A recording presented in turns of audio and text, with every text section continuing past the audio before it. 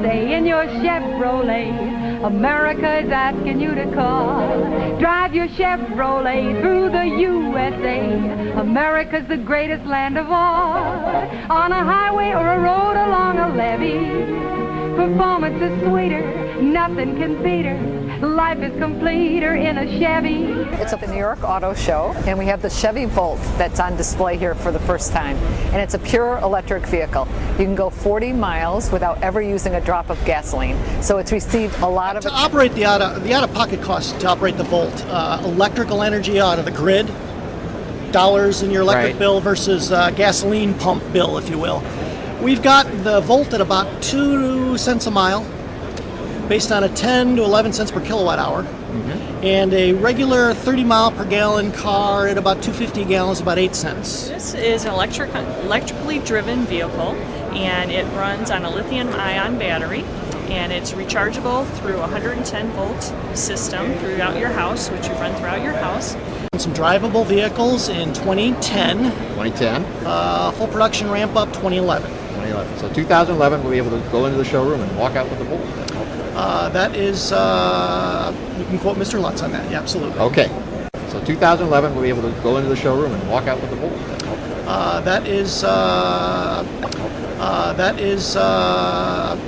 And it's a great car. The great thing about electric cars is you can't make electrons on the roof of your house. I mean, you can't make gasoline on the roof of your house. You can make electrons. So you can make electrons with solar panels. You can charge a car with that, and you can run a car as I am and charge it on solar panels. So it's a very clean way to go. Very, very clean. And also you're going to save a lot on maintenance, because I've had electric cars since 1970, and they really don't break down. They really run and run and run. And this battery technology, Alt-Air Nano batteries, it's a lithium polymer battery, very exciting battery technology, and that battery will carry the car a long time through many, many, many charges and a huge lifetime. You'll probably be recycling the car before you recycle the batteries. The car will wear out before the batteries. Would you look at that? Isn't that wonderful? We have the electric car. You know, you can plug it right in to your regular household socket, and it will recharge it. And wow, it's that. I would say that would solve the problem of gas and oil. And 2011 is when they hope to have it, but we know that it's now. Do we have enough power for everybody to plug in this car at once when everybody comes home after work? Do we have enough? We can't handle air conditioners. So do we have enough power for this?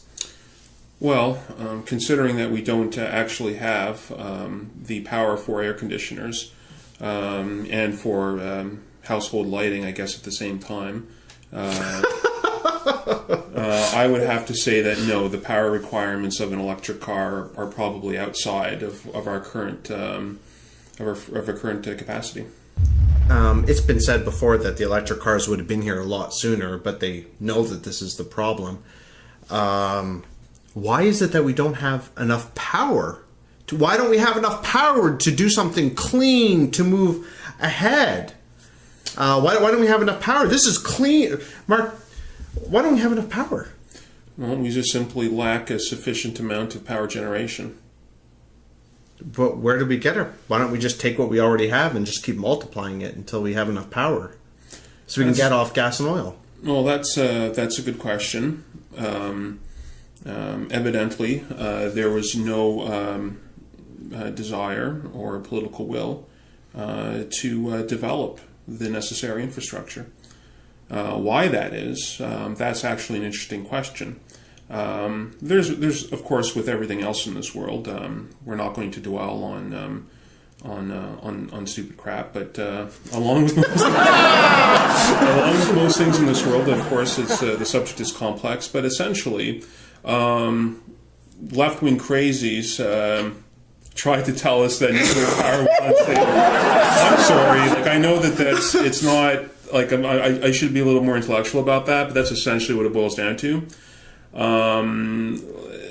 What the crazies wanted us to believe back in the 60s and 70s and well into the 80s was that nuclear power was unsafe, that we were all going to die or give birth to three-eyed babies and we would mutate into something else that's not human. Well, wait a minute. When's the last time that we built a nuclear power plant?